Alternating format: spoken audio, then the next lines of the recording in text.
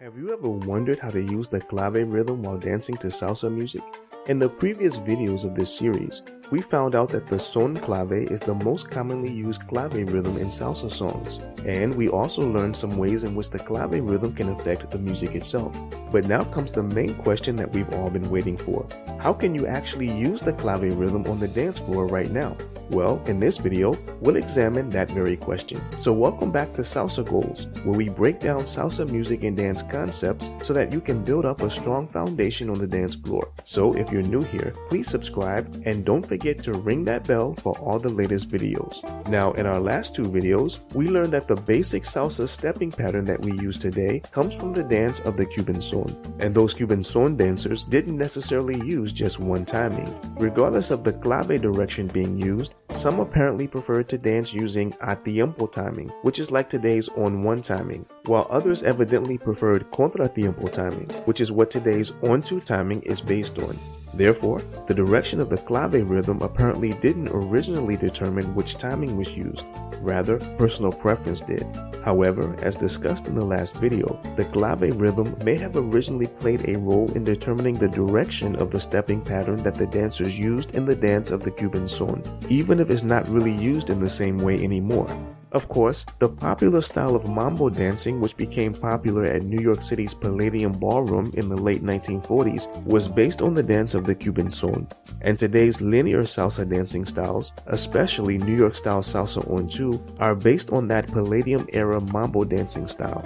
So what about salsa dancers today? Well, even though the clave rhythm is absolutely essential for salsa musicians, it's not quite as essential for salsa dancers. For example, it may be true that some famous salsa dancers and instructors, and even some of the original Palladium Mambo era dancers, have claimed that you should dance on two in order to properly acknowledge the clave rhythm. Or some may even claim that the direction of the clave rhythm, whether 3-2 or 2-3, should determine whether you dance on one or on two. However, those types of ideas are just theories, and they might not even reflect the original reason for the timing of the stepping pattern as we discussed earlier. So there aren't necessarily any strict rules about how the clave rhythm should affect your dance timing, and no one should really dictate how you dance as if they were a police officer directing traffic.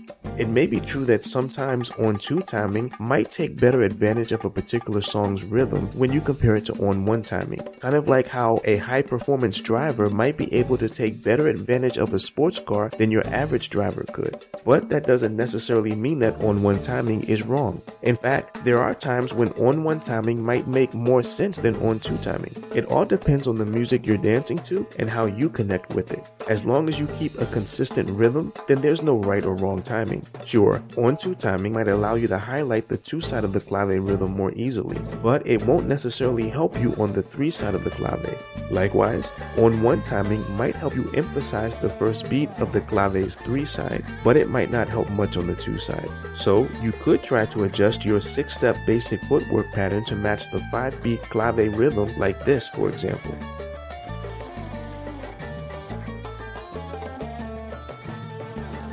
But that isn't necessarily very common, and the best, most reasonably consistent guide for the timing of your basic footwork step is likely a percussion pattern, such as the conga tumbao for on-two timing or the campana for on-one timing, as discussed in the video series on rhythm for salsa dancers. So if you haven't seen that yet, please check out the link at the top of the screen.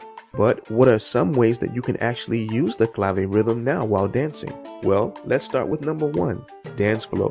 Remember that the clave rhythm creates a tension/release dynamic in the music, kind of like a slingshot.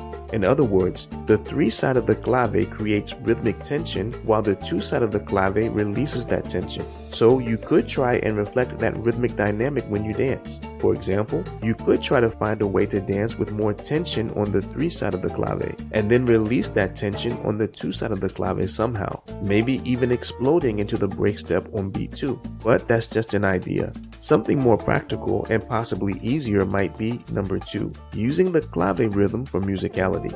You might be able to emphasize the clave rhythm by matching your upper body movement or by matching your footwork to it somehow, especially if a percussion instrument is playing the clave rhythm clearly. Of course, in order to be able to improvise like that, you'll need a good foundation of moves to choose from. So check out the links in the video description below for some great ideas that will help you start building your vocabulary of moves. And if you are enjoying this video so far, please let me know. Your comments, likes, and even your dislikes will help improve the Salsa Goals channel.